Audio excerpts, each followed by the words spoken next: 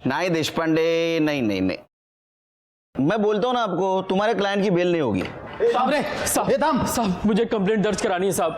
Sir मैंने इसको बोला कंप्लेंट मेरे पास लिख, पर इसने सुना नहीं, पटकन आतमध्ये घुसलाय। चल रहा है साहब, बात ही कुछ ऐसी है साहब। 2 मिनट थांबा, मैं क्या बोलता हूँ देशपांडे, तुम ये पेपर्स पेश करो फिर से कोर्ट में, लेकिन मैं गारंटी बोलता हूँ इस बिना पे तुम्हारे क्लाइंट की बेल नहीं होगी। देखते ना कोणाला कायदा जास्त कळतो बघूया आप। हाँ हाँ, क्या हुआ, किसकी कंप्लेंट करनी है? सर मेरी बीवी की। क्या हुआ? सर धोखा हुआ है। भाग गई? नहीं साहब। तुम्हारे चेहरे पे क्या हुआ है, सब सूजा क्यों है? मारा उसने? नहीं। अच्छा, तो अफेयर चल रहा है और तुम चाहते हो कि सामने वाले को धमका कर हमें अफेयर तोड़ दे, इतना ही काम बचा है हमारे पास, है ना? नहीं साहब, ऐसी कोई बात नहीं है। दहेज वहेज का चक्कर है क्या? नहीं साहब। आता तू सांग काय मॅटर है? साहब मेरी बीवी मर्द है साहब।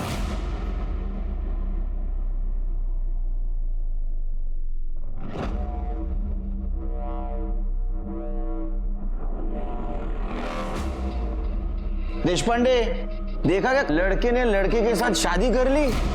अरे बाबा, लड़के ने लड़के के साथ शादी करना हमारे देश में गुनाह है, क्राइम, मालूम है ना? साहब वो बात नहीं है साहब। साहब मेरी बीवी ऊपर से औरत है। एक गांजा वांजा मार के आ गया तू? कुछ भी बोले जा रहा। चल तेरा मेडिकल करवाता हूँ। साहब मैं सच कह रहा हूँ, मेरा यकीन मानिए। सर इसका दिमाग खराब हो गया है, कुछ भी बोल रहा है। चल चल मोरे लो, और ऑडियंस भी आ गई, अब इनको भी समझाओ। बताओ, एक काम करो, बैठो इधर, बैठो। नाम क्या है बाबा तुम्हारा? साहब रेहान खान। रेहान खान।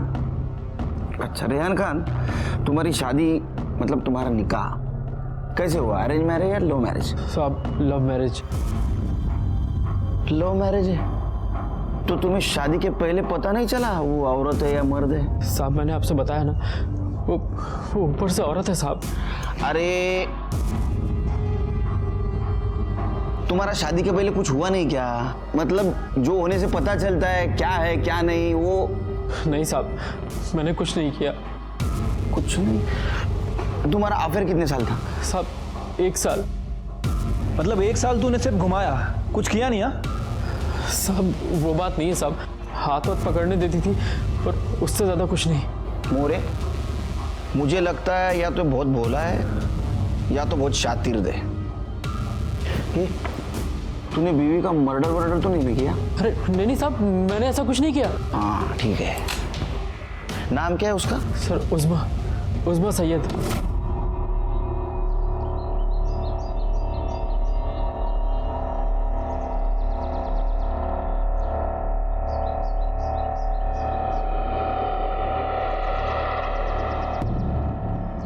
क्या कर रहे हो? 1 घंटा लेट आई हो, हर्जाना तो भरना ही पड़ेगा।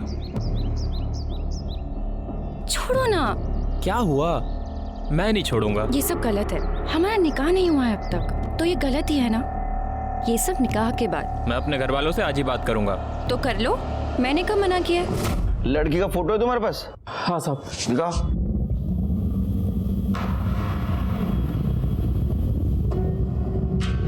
लड़की तो एकदम नॉर्मल लगती है, मोरे बघा होगा वेगळं दिसतं का? नहीं सर, ये तो एकदम नॉर्मल है। निकाह की फोटो है? हाँ साहब है तो, पर एल्बम घर पे है। ठीक है, आगे क्या हुआ बता। सर हम लोग निकाह की बात करने उसके घर गए। उज़्मा तो नीचे आओ। तुम शांत रहो, मैं बात करता हूँ उससे। कह दीजिए उससे कि ये निकाह वाली बात उसके लिए नहीं है। अम्मी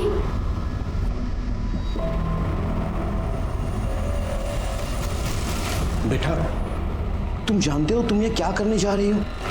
ये निकाह तुम्हारे लिए। अब्बू, मैं उससे प्यार करती हूँ और वो भी मुझसे। उसने अचानक मुझे निकाह के लिए पूछ दिया तो मैंने जोश में हामी भर दी। उज़्मा तुम चाहती हो ना कि तुम। ठीक है, अब बात हुई है तो उन्हें आने दो। निकाह करना कि नहीं उसके बारे में बाद में सोचेंगे। बेटी कब आ रही है वो? आज, अभी।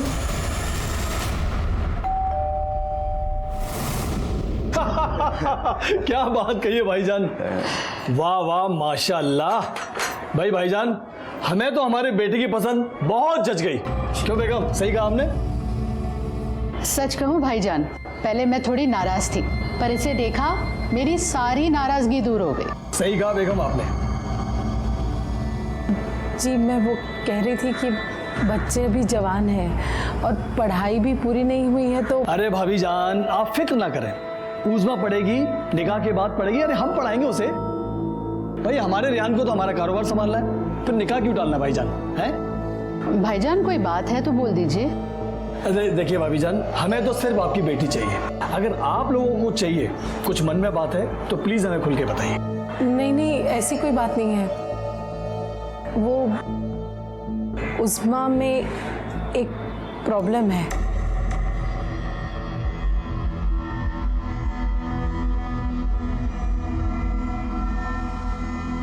क्या? आप बताएंगे या मैं बताऊं? तुम बोलो। वो उस्मा कभी मां नहीं बन सकती। क्या? कोई एक्सीडेंट वगैरह हुआ था क्या? नहीं नहीं, वो तो बचपन से ही। देखिए, हमने आपको सब खरी खरी बता दी है, अब आप लोग ही सोच के बता दीजिए।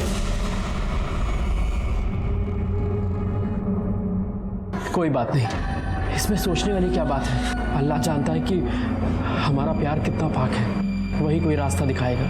और वैसे भी आजकल इन चीज़ों के लिए बहुत सारे ट्रीटमेंट्स आ गए हैं, कोई ना कोई हल ज़रूर निकल आएगा। मैं ठीक कह रहा हूँ ना अब्बू? हाँ हाँ बेटा, आपने एकदम सही कहा। कमाल की लव स्टोरी थी रेहान की। कॉलेज से शुरू हुई लव स्टोरी निकाह तक आ पहुंची। अब तक उज़मा और रेहान के लव स्टोरी में कोई प्रॉब्लम नहीं था, मतलब गुनाह की कोई दस्तक नहीं हुई थी। दस्तक इसके बाद हुई, और वो दस्तक किसके खिलाफ होने वाले गुनाह की थी उनके समझ में नहीं आया और बात आगे बढ़ी। अरे शादी होने के बाद तो कुछ हुआ होगा ना तुम्हारे बीच में? हुआ था। हाँ, तो फिर उस वक्त पता नहीं चला वो औरत नहीं है? साहब, जो कुछ भी हुआ था सब ऊपर से हुआ था साहब। तुम्हारी शादी कहाँ हुई? सब कब्रिस्तान में। क्या? कब्रिस्तान में? सर ये कोई ब्लैक मैजिक वाला चक्कर लगता है मेरे को। अरे नहीं साहब, कोई ब्लैक मैजिक वाला चक्कर नहीं है। वो हमारा निकाह ऐन मौके पर तय हुआ तो अचानक से कोई हॉल मिल नहीं रहा था, इसलिए हमने कब्रिस्तान के हॉल में ही निकाह कर लिया। अच्छा, हनीमून पे तो गए होगे? हाँ साहब।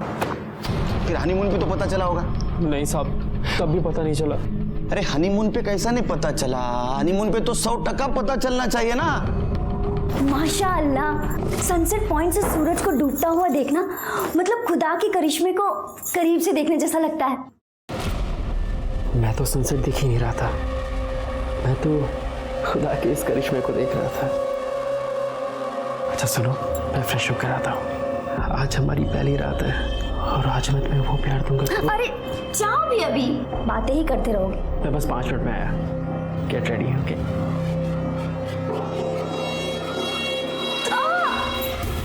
अरे उस्मा, क्या हुआ तुम्हें? हाँ? बैठो। मेरी पीठ में अचानक से दर्द। कैसे? अभी तो ठीक थी, क्या हुआ? वो मुझे हारने का प्रॉब्लम है ना। अच्छा मैं काम करता हूँ, होटल में फोन करता हूँ, किसी डॉक्टर को बुला देंगे। नहीं जरूरत नहीं है, मैं 1-2 दिन आराम कर लूंगी तो ठीक हो जाएगा। पर ऐसे तुम बस मुझे लिटा दो। अच्छा ठीक है, तुम टेंशन मत लो, तुम आराम करो। और तेरे हनीमून की बैंड बज गई, तुझे पता भी नहीं चला। अच्छा, आगे कब पता चला? क्या है? हाँ, फिल्म का शूटिंग है, चलो निकलो। चलो काम करो, और बाहर किसी को पता नहीं चलना चाहिए क्या चल रहा है यहाँ। चलो। मोरे, बाहर जरा बघा, वीडियो शूटिंग वगैरह करत नाही ना कोणी? नहीं सर, कोई नहीं। नहीं, उनसे भी डरना पड़ता है। एक्शन लेने से पहले सोशल मीडिया वाले शुरू हो जाते हैं। अब तू शुरू हो जा, बोल। साहब वो बार बार अपनी अम्मी के घर जाने लगी, ये कह के कि कोई डॉक्टर उसका इलाज कर रहा है। पर एक दिन सादिया भाभी मुझसे बोली। अभी सादिया भाभी कौन है? मेरे बड़े भाई सलमान की वाइफ। अरे क्या हुआ भाभी, आप ऐसे क्यों खींच रही मुझे? रुको और मेरी बात सुनो। हर महीने दवाई के साथ जो तुम उज़मा के लिए सैनिटरी पैड्स लाते हो ना, हाँ, ये देखो, ये उसने फेंक दिए और वो भी बिना इस्तेमाल किए। ऐसा क्यों कर रही है वो? साहब मुझे थोड़ा शक तो हो रहा था कि वो क्यों खुद को मुझसे दूर रख रही है, पर असल वजह मुझे समझ में नहीं आ रही थी। पर एक दिन बात ऐसे सामने आई, मेरा दिमाग ठनका और सुना तूने मैंने क्या कहा? मुझे तुझे देखना है, कपड़े उतार। ये क्या कह रहे हो तुम? मैं जानती हूँ कि मैंने तुम्हें दूर रखा है, लेकिन बस अब कुछ ही दिनों की बात है। जैसे ही मेरा दर्द ठीक हो जब जाएगा। होगा तब होगा, मुझे तुझे भी देखना है। कपड़े उतार, कपड़े उतार। अल्लाह का खौफ नहीं है तुझे? अरे क्यों फंसाया मेरे बेटे को और हमें? छी, मुझे तो यकीन ही नहीं हो रहा कि इतनी घटिया बात ये उसके परिवार वाले हमसे छुपा भी सकते हैं। मेरे बेटे की जिंदगी बर्बाद कर दी। ये बात बाहर जाएगी तो हम किसी को मुंह दिखाने के काबिल नहीं रहेंगे। अरे मैं तो कहता हूँ ये बात बाहर आए ना, उससे पहले भेज दो इसके घर। चल अपना सामान लपेट और निकल यहाँ से। नहीं जाऊंगी। प्यार करती हूँ रेहान से मैं। या अल्लाह, ये तुम क्या कह रही हो? तुम एक मर्द हो, ये पाक नहीं है। अल्लाह ने ही मुझे ऐसा बनाया है, तो उसमें मेरी क्या गलती है? क्या मुझे कोई हक नहीं है कि मेरा भी शौहर हो? तुझे कोई हक नहीं है। तो चल जाएगी या उठा के फेंकू तेरे को बाहर? नहीं जाऊंगी। देखता हूँ तो कैसे नहीं जाएगी। देख दोस्त, ये ना 420 का केस बनता है, उससे बदनामी होगी। अगर मेरी बात माने तो तुम आपस में निपटा लो। कुछ नहीं हुआ तो हम लोग हैं ना, फिर करेंगे केस। साहब प्रॉब्लम वो नहीं है, कुछ और है। उस्मा 4-5 दिन से गायब है। गायब है? गायब है या तुमने गायब किया? नहीं साहब, हमने कुछ नहीं किया, बल्कि कुछ लोगों ने कल मुझे पीटा।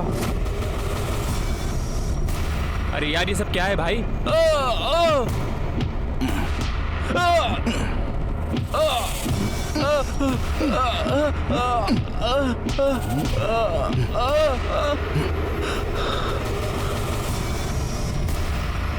उज़्मा को तलाक देने की सोचना भी मत, वरना बेकरी की भट्टी में डाल के जला दूंगा। कौन था ये? अब्दुल सिद्दीकी, उस्मा के मामा। कहाँ रहता है ये? सर कापुरवाड़ी में बेकरी है उनकी।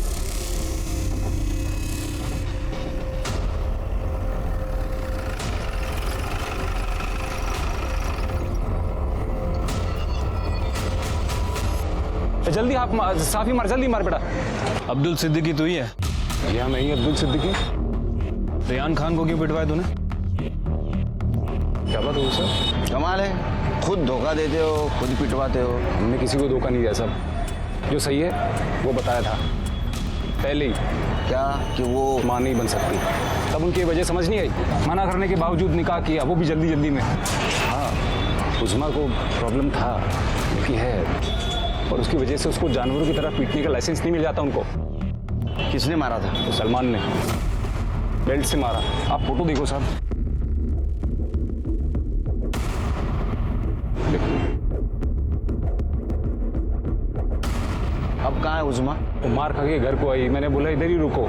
इतने में तो इन लोगों ने बवाल कर दिया, बात पूरे एरिया में फैल गई। अरे देखो देखो कौन आ रही है, किन्नर की अम्मी। अरे नाजिया, तुमने तो एक तीर से 2 निशाने लगा दिए। बेटा भी मिल गया और बेटी भी। कहाँ छुपा के रखा है? उज़्मा को बाहर निकालना। निकाल कहाँ है? वो लड़की नहीं, मेरी आप लोगों को कोई कुछ नहीं बोलेगा। मेरी तो आइटम है, आइटम।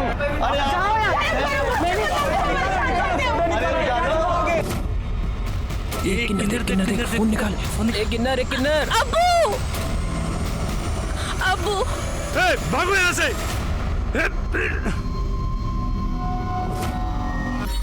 उज़्मा के साथ ये सब होने के बाद मैंने उसे आदर्श नगर वाले फ्लैट में शिफ्ट करा दिया था। उसी जिल्लत में मैंने रेहान को पिटवाया था। खुदा कसम साहब, मैंने आज तक कभी कोई गलत काम नहीं किया है। हमें उज़्मा से बात करनी है। वो तो वहाँ गई थी ना, फिर वापस नहीं आई। हमें लगा उनके बीच में सुलह हो गई है। साहब मुझे उज़्मा की फिक्र हो रही। आप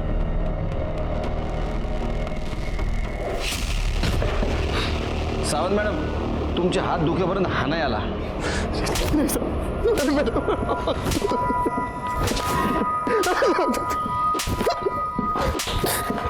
हाँ बस बस. कैसा लगता है कुर्सी पे बैठ के औरत के हाथ का मार खाना? बता, उज़्मा का मार ले? अरे मैं तो भूल गया, तेरे को मराठी नहीं आती है. हिंदी में पूछता हूँ, उज़मा को क्यों मारा? अब मैं सच कह रहा हूँ साहब, उस माँ को मैंने नहीं मारा। लगता है तेरे को मार खाने का बहुत शौक है। फोटो दो पहले। ये क्या मेकअप क्या है? तूने मारा ना? साहब वो रेहान खुदा की लेट को रोको यार, प्लीज रेहान, रोको इन्हें। रेहान जिसकी जिंदगी बर्बाद की बहन है उसको बचाने को बोल रही है, हाँ? अरे क्या कर रहे हो? छोड़ो उसे, जान लोगे क्या इसकी? साहब ऐसा धोखा किसी के साथ भी होता ना साहब, तो वो वही करता जो मैंने किया साहब। हाँ, इसका मतलब तूने उज़मा को पीटा है, तू कबूल करता है। याला ना इथेच राहू द्या और ऐसी खातिरदारी करो ना, सुधर जाएगा। मोरे, उज़मा के घर लेडी कांस्टेबल को भेजो और उसको बुला के लाओ इधर। सर उज़मा हमारे घर पर नहीं है साहब। घर पर नहीं है? उसके घर वालों का तो कहना है कि फिर से तेरे घर आई थी वो। नहीं साहब, झूठ बोल रहे हैं साहब। जब से वो घर से गई है तब से वो वापस नहीं आई। नहीं साहब, वो यहाँ नहीं है। उस दिन जब सलमान ने उसको मारा तो मैंने उससे कहा जा यहाँ से वरना गजब हो जाएगा। अरे ऐसे कैसे साहब? उसको उसके मामू जान के घर पे रखा था। अगर वहां से वो जाएगी तो अपने ससुराल ही जाएगी ना, और कहाँ जाएगी? उज़मा ना तो उसके माँ बाप के घर थी ना तो रेहान के। गई कहाँ? या इस बात से छुटकारा पाने के लिए वो कहीं चली गई, या किसी ने उससे छुटकारा पाने के लिए उसे अगवा कर लिया या मार दिया? कुछ समझ में नहीं आ रहा था। ऐसे में हमें कॉल आई कि बैंगनवाड़ी के किसी बंद बिल्डिंग से बदबू आ रही है। बात तो समझ गए होंगे आप।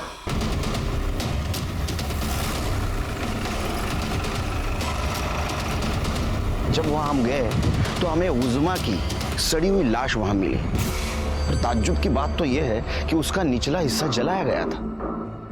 क्या नसीब लेके पैदा हुई थी उज़मा। मुरे, अगर ये प्यार में ना गिरती तो ना इसकी शादी होती, ना ये क्राइम होता। अब ऊपर वाले ने इसको ऐसा बनाया, इसमें इसकी क्या गलती थी? एनीवेज, तुम पोस्टमार्टम के लिए बॉडी को भेज दो। अरे बिल्डिंग किसका जरा पता करो। ठीक है सर, वो उज़मा की फैमिली को इन्फॉर्म कर दूं? दोनों फैमिली को एक साथ बोला मॉर्ग में, रिएक्शन तो देखे।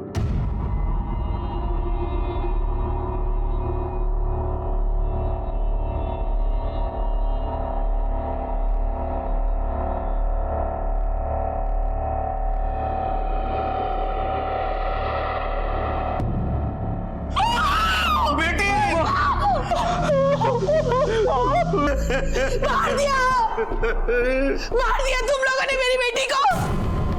ये सब आप लोगों की वजह से हुआ है। अपनी बेटी की खामियां बता दी आप लोगों को, फिर भी मेरे बेटे से निकाह करवाया आपने। तूने मार डाला मेरी बेटी को।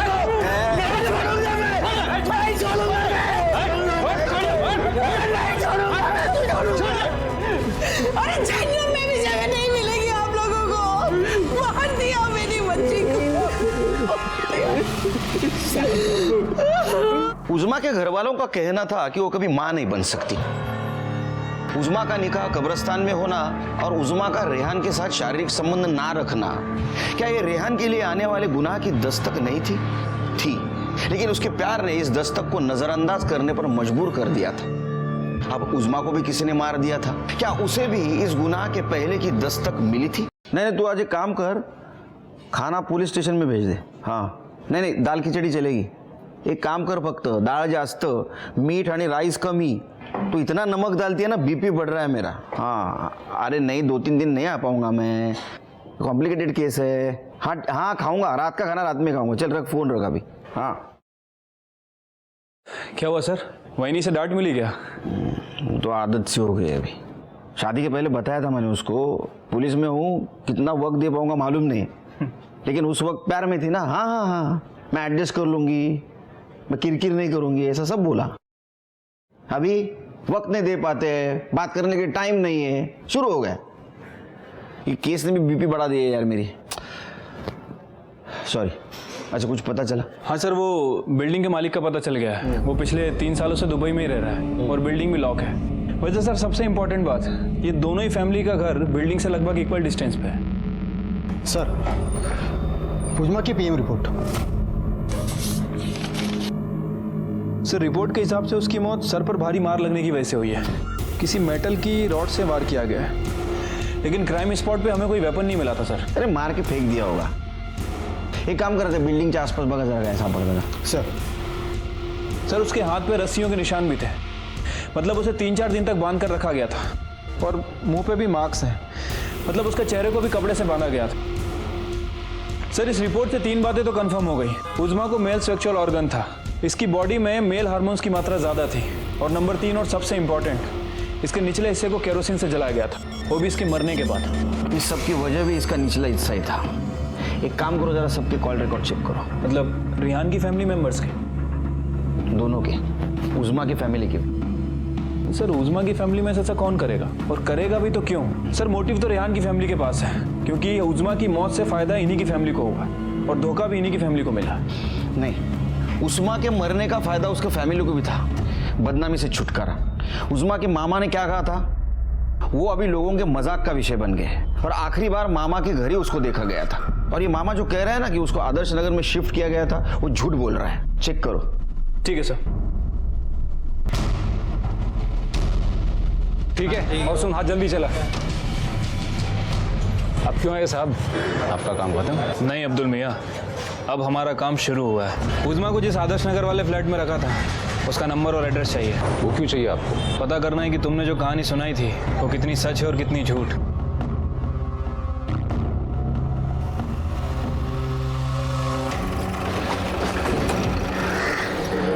तुम वॉचमैन हो इस बिल्डिंग के? हाँ साहब। इस बिल्डिंग में जो 401 नंबर फ्लैट है वो किसके नाम पर है? वो एक बेकरी वाले का है साहब, अब्दुल भाई नाम है। अब्दुल भाई? जी साहब। ये लड़की आई थी क्या इस फ्लैट में? हाँ साहब, इस लड़की को देखा तो है, 1-2 दिन के लिए थी यहाँ पे।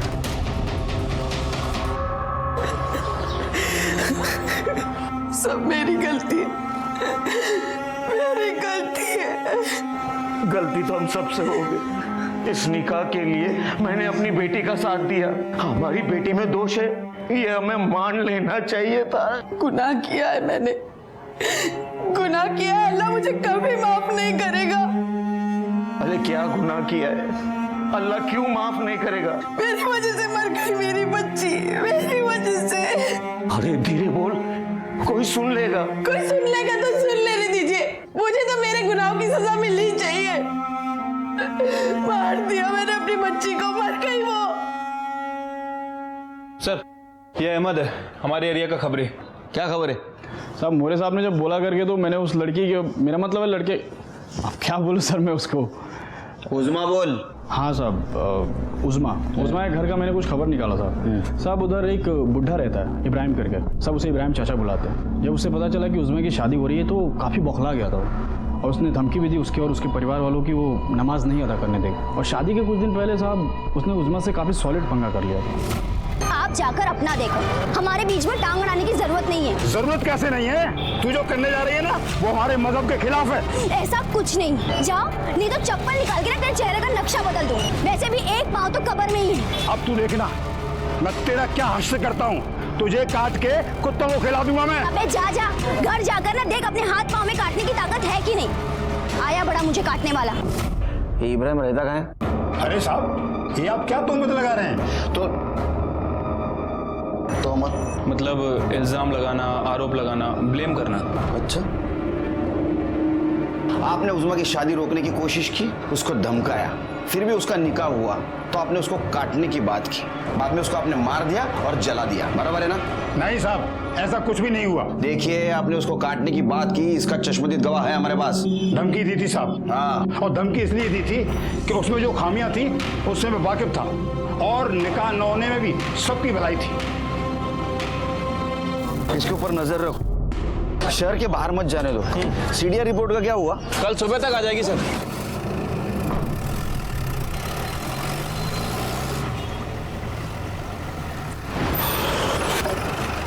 सर सभी के कॉल रिकॉर्ड आ गए। अच्छा, सलमान कहाँ था मर्डर के दिन? सर सलमान की लोकेशन उसके घर और दुकान के आसपास की थी, लेकिन सर गेस कीजिए रेहान कहाँ पे होगा उस समय? कौन बनेगा करोड़पति खेल रहे हो? नहीं सर, मतलब 4 ऑप्शन दो। मत दो, मैं जवाब देता हूँ। बैंगनवाड़ी में जहाँ उज़्मा की लाश मिली थी, जवाब सही है? हाँ सर। अब 1 करोड़ मत दो, उसको लेके आओ। कदम चल चल चल। हॉर्न बजा, हॉर्न बजा।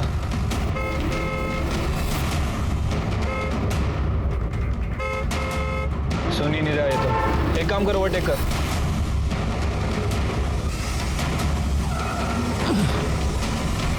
जिस दिन बैंगनवाड़ी में उज़मा का खून हुआ उस दिन तेरा मोबाइल लोकेशन दिखाता है तू वहां बैंगनवाड़ी में था। अब बैंगनवाड़ी में ना तो तेरा घर है ना तो तेरे काम का ठिकाना, तो 1+1 = बैंगनवाड़ी में तो उज़मा का खून करने गया था। नहीं साहब, मेरा यकीन मानिए, मैं वहाँ किसी का खून करने नहीं गया था। सब कर रहे रे, किस लिए गया था फिर उधर? हाँ साहब, मैं वहाँ जीनत का पीछा करते हुए गया था। अरे भाई, जीनत कौन है? साहब वो उज़मा की पार्टनर थी। मतलब दोनों का चक्कर था? तेरे को कैसे पता चला रे? सब शादी के बाद उज़मा हर दोपहर कहीं काम है बोल के जाया करती थी। मुझे शक हुआ साहब, ये बीमार है फिर भी रोज आती है, तो एक दिन मैंने उसका पीछा किया।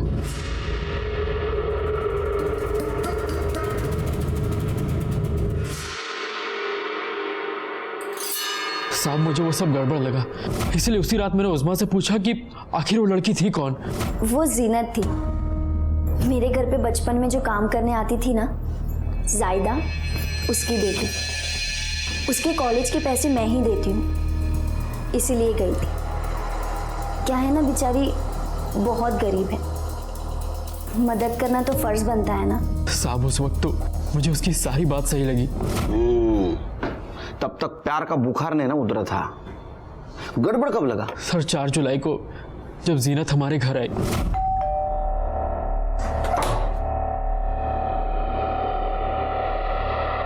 अस्सलाम वालेकुम। वालेकुम अस्सलाम। आप? जी मेरा नाम जीनत है, ज़रा उज़मा को बुलाइए ना। उज़मा तो यहाँ नहीं है, उसके घर पर है। अच्छा, कब से?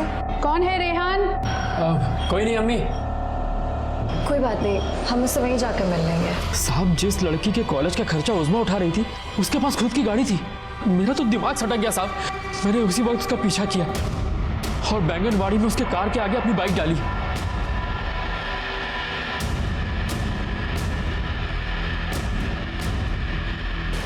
क्या बदतमीजी है ये? बदतमीजी है ये? पहले तो ये बता, तेरा और उज़मा का क्या रिश्ता है? दोस्त है हम। दोस्त है? पर वो तो कहती तू उसकी पुरानी नौकरानी की बेटी है। हाँ? और तेरे कॉलेज के पैसे भी वही देती है? पैसे वो देती है लेकिन उसके लिए नहीं। मतलब ये कि मुझे उज़मा के प्रॉब्लम के बारे में पता है और मैं मुंह ना खोलूं इसके लिए वो मुझे पैसे देती है। इस बार नहीं लिए, वही लेने आई थी। पर तुझे उसकी प्रॉब्लम के बारे में कैसे मालूम पड़ा? उज़मा मेरे कॉलेज की दोस्त है, हम खास दोस्त हैं, लड़कियों वाले। तुझे बिल्कुल शर्म नहीं आती है ना? अरे शर्म काहे की? तू अपना रिश्ता उसके साथ खत्म कर दे, समझा? उज़मा मेरी है। मतलब उस बेचारे के उस हालात का भी कोई फायदा उठा रहा था? ये जीनत कहाँ मिलेगी इस वक्त? साहब उसका ठिकाने का तो मुझे नहीं मालूम। उसकी कार का तो नंबर याद होगा? हाँ साहब, उस दिन पीछा करते वक्त मैंने उसकी कार की फोटो खींची थी। ठीक है, ये देखिए साहब।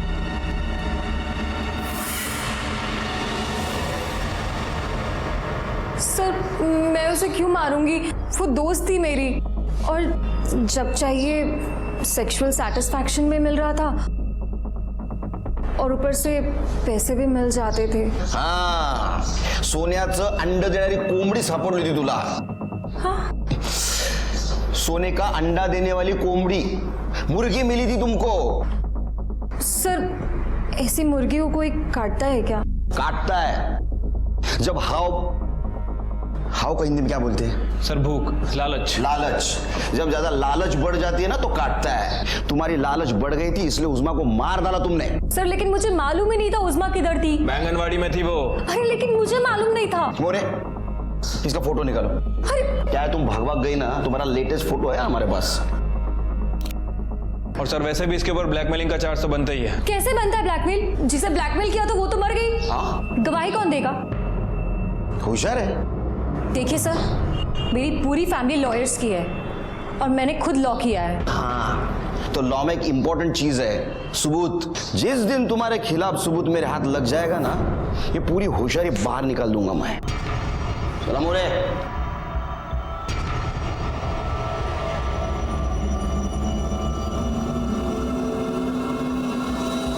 हेलो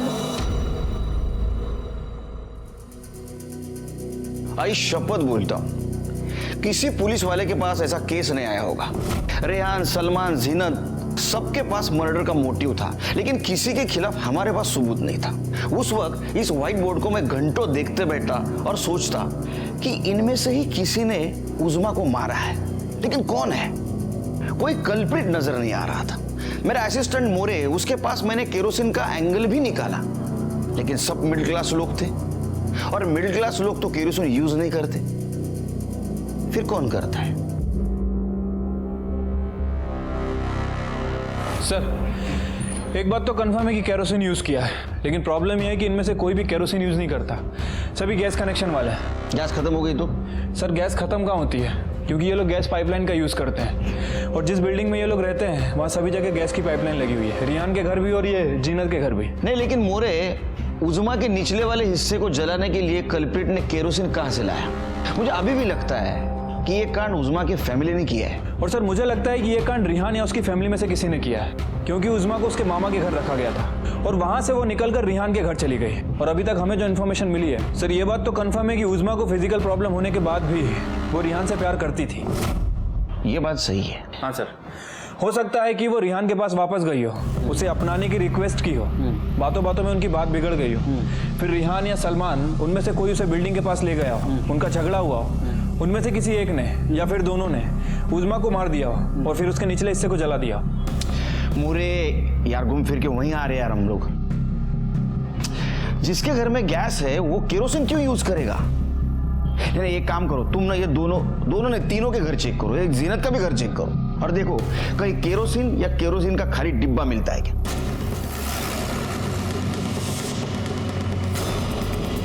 साहब, हमारे यहाँ कुछ नहीं मिलेगा, वहां जाके ढूंढो, उन्होंने मारा है उज़्मा को, उसका कातिल वहीं मिलेगा। चुप रहिए, हटिए, चलिए साइड होइए। साहब, कदम साहब, अंदर चलो। लेकिन साहब, आप लोग क्या देख रहे हैं साहब? दूसरे कमरे में देखो। सब खाली बोतल है साहब पानी की। साहब, आप क्या ढूंढ रहे हैं?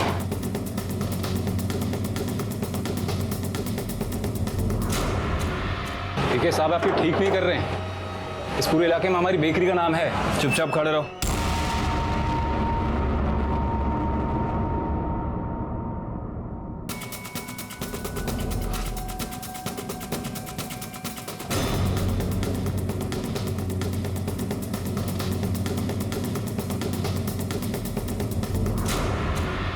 सर,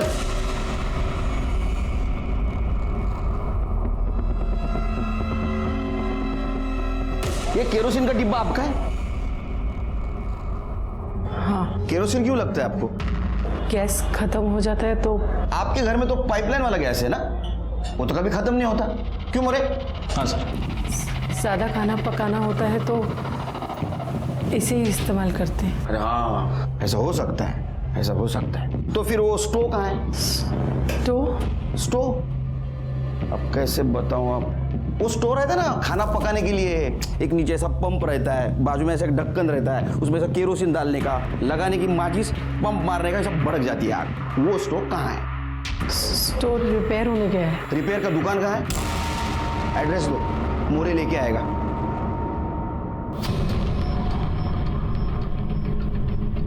क्या हुआ? केरोसिन खत्म हो जाने के बाद स्टोव जैसा बंद हो जाता है, वैसे आपकी बोलती क्यों बंद हो गई? स्टोव नहीं है। स्टोव नहीं है तो घर में केरोसिन कैसे आया? उज़्मा को जलाने के लिए मोरे, है ना? हाँ। ये क्या बकवास कर रही हो? क्यों झूठ बोल रही हो तुम? मैं झूठ नहीं बोल रही, उज़्मा को मैंने मारा है, मैंने मारा है अपनी बच्ची को। साहब, ये झूठ बोल रही है साहब। नाज़िया, क्यों झूठ बोल रही हो तुम? नहीं, मैंने मारा है अपनी बच्ची को। अरे नाज़िया, अरे साहब, अरे साहब छोड़ दो साहब। अरे नाज़िया, सॉल्व के लिए तुम्हें। नाज़िया सच बता दो नाज़िया। नहीं हुई। अरे नाज़िया, अरे झूठ क्यों बोल रही हो? नाज़िया, तुमने झूठ क्यों बोला? नाज़िया, नाज़िया ऐसा क्यों कर रही हो? लेकिन सर, नाजिया ने कन्फेस कर लिया है, उसी ने अपनी बेटी को मारा है। अब क्या बचा हुआ है? ये झूठ बोल रही है मोरे। इसने नहीं मारा है उज़्मा को। झूठ बोल रही, लेकिन क्यों सर? किसी को बचाने के लिए। लेकिन किसे?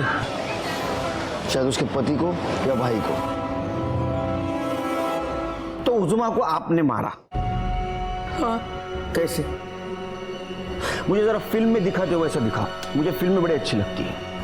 उस्मा को हमने अब्दुल के उसके मामू के खाली घर में रखा था। नहीं वो ठीक है, वो तो सिक्योरिटी ने बताया, वो वजह भी बताई। वो कुछ उसके फोटो खींच रहे थे, बदनामी हो रहे थे, यहाँ तक सब सही है। आगे हमको समझ में नहीं आ रहा था उसका क्या करें, तो उस रात मैंने उसे मार दिया। अब्दुल मामा के घर पे मार दिया? हाँ। तो उसकी लाश हमें बैंगनवाड़ी की बंद पड़ी हुई बिल्डिंग में कैसे मिली? यानी अगर आपने उधर आजाद नगर में उसको मारा तो उसकी लाश बिल्डिंग में कैसे आई? मैं लेकर गई थी। ऐसे ओपन में सबके सामने? किसी ने देखा नहीं? मतलब एक औरत की लाश ले जा रही है और उसे किसी ने नहीं देखा? चादर में लपेट के लेकर गई थी। सावन मैडम तुमका वजन का है? सामाजिक नहीं, शारीरिक? 56। उज़मा भी शायद इसके आसपास ही होगी ना? तो चलो एक काम करते, आमच्या सावंत मॅडमला उचलून दाखवा, उनको उठा के दिखाओ। चलो चलो उठो उठो, 1 2 3। सब याद आया। क्या? मैंने उसको बिल्डिंग में ही मारा था। तो उज़मा को आपने बिल्डिंग में मारा, तो बिल्डिंग तक क्या वो चलती आई? हाँ, उसको नहीं मालूम था कि मैं। हाँ, उसको कैसा मालूम होगा कि एक माँ बेटी को मारेगी? अच्छा कैसे मारा? पत्थर से उसके सर पे मारा। पत्थर से मारा? हाँ, बिल्डिंग में पत्थर कहाँ से आया? और था तो हमें मिला क्यों नहीं? और जो केरोसिन जिससे जलाया था, वो केरोसिन क्या रात में राशन की दुकान से लिया था? रात के वक्त कौन सा राशन का दुकान खुला था? उज़मा के पेट में खाना नहीं था, 4-5 दिनों से उसको भूखा रखा था। हाँ? साहब आप इतने सवाल क्यों पूछ रहे हैं? मैंने बोला ना मैंने अपनी बेटी को मारा है। आप मुझे सजा दो और बात यही खत्म करो। ऐसी बात खत्म नहीं कर सकते हम। एवढं थोड़ी सोपं असतं ते आमच्यासाठी। वो सबूत इकट्ठा करना पड़ता है, वो कोर्ट में पेश करना पड़ता है, बहुत झमेला रहता है उसका। उज़मा को आपने नहीं मारा।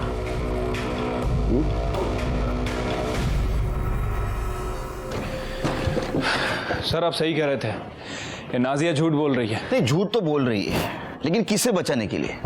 और ये सवाल का जवाब हमारे पास नहीं है। देखो जिस दिन ये हुआ उस दिन उज़मा के घर के कोई भी फैमिली मेंबर का मोबाइल लोकेशन बैंगनवाड़ी नहीं था। तो उज़मा को किसने मारा?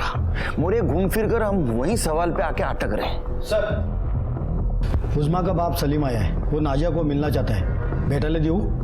हाँ देना, अपने कानून ने उतनी तो छूट दी है। मोरे अब पता चलेगा कातिल कौन है। ज्यादा टाइम नहीं, फक्त 5 मिनिटं। हाँ। नाजिया, नाजिया तुमने झूठ क्यों बोला?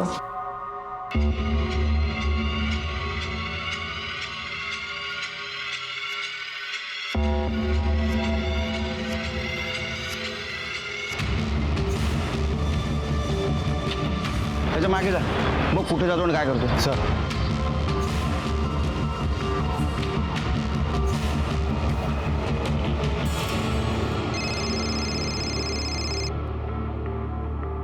हाँ नाइक बोला, चलो बच्चों। अरे कहाँ चले सलीम मियाँ? जी वो मैं बोले बैग चेक करा।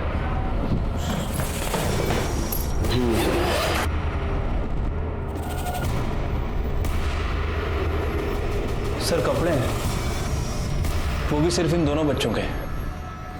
अच्छा तो तुम नहीं भाग रहे थे, बच्चों को भगा रहे थे?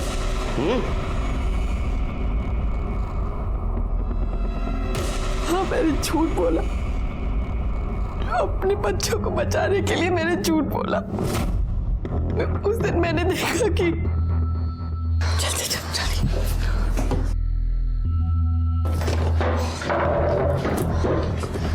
क्या क्या कर रहे हो? कुछ नहीं अम्मी। और ये घासलेट का खाली केन कहाँ से आया? वो मम्मी स्कूल का प्रोजेक्ट था। ये स्कूल वाले भी ना जाने क्या क्या करवाते हैं।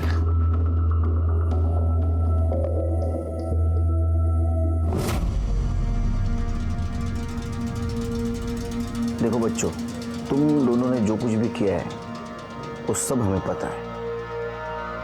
देखो केरोसिन के डब्बे पे तुम दोनों की उंगलियों के निशान मिले हैं और उस बिल्डिंग में भी। मोरे, जिस दोस्त से तुमने वो केरोसिन खरीदा था हमने उससे भी बात की है, और तुम्हारे मामू के घर के बाहर जो सीसीटीवी कैमरा था उसमें साफ दिख रहा है कि तुम दोनों उज़्मा को अपने साथ लेकर जा रहे हो। क्यों किया इसे? क्योंकि आपा की उस बात की वजह से हमें हर जगह जिल्लत का सामना करना पड़ रहा था। स्कूल में भी सब हमें किन्नर का भाई बुलाने लग गए थे, मोहल्ले के सारे दोस्त हम पर हंसने लग गए थे, घर से निकलना बहुत मुश्किल हो गया था। अम्मी, मैं खिड़की खोल लूँ क्या? बहुत घुटन सी हो रही है। चुपचाप बैठो और पढ़ाई करो अपनी। फिर हमने आपस में बात की और ये तय किया कि इस वजह को जड़ से उखाड़ना है। अब बताओ, उज़्मा को बिल्डिंग में लेके गए, उसके बाद क्या किया? आपा चलिए हमारे साथ। लेकिन अरे अम्मी अब्बू ने बोला चलिए, आपकी जान को खतरा है। लेकिन क्या आने जा रहा है, मुझे बताओ तो सही। अरे अब्बू ने बोला चलो आपा। पर ये क्या जग? कहाँ है अब्बू? अब्बू? अब्बू? कहाँ है अब्बू? 2 दिन वही बांध कर रखा, मारने की हिम्मत नहीं हो रही थी। फिर हिम्मत जुटी तो दोस्त से केरोसिन लिया और फिर भाई का काम होता है बहन की दुश्मनों से रक्षा करना, लेकिन तुम दोनों तो उसके दुश्मन हो गए। उस्मान और उमर दोनों अंडर एज होने के कारण उनका केस जुवेनाइल कोर्ट में चली जहां उन्हें सजा हुई। उन्हें 2 बड़े गुनाह की 2 बार दस्तक मिली थी, लेकिन उन्हें वो सुनाई नहीं दी। मैं आपसे एक बात पूछता हूं, क्या गलती थी उज़्मा की? दुनिया में ऐसी कई लड़कियां हैं जिसे ऊपर वाले ने हमसे अलग बनाकर भेजा है, तो क्या उन्हें जीने का हक नहीं है? और आज साइंस ने इतनी तरक्की कर ली है कि हर प्रॉब्लम का सलूशन अपने पास है, तो डरे क्यों? मैं सीनियर इंस्पेक्टर सुनील केलकर आप सबसे विदा लेता हूँ। फिर मिलेंगे अगले एपिसोड में। तब तक के लिए सतर्क रहिए और देखते रहिए क्राइम पेट्रोल दस्तक। मकसद बताना नहीं, बचाना है। जय हिंद।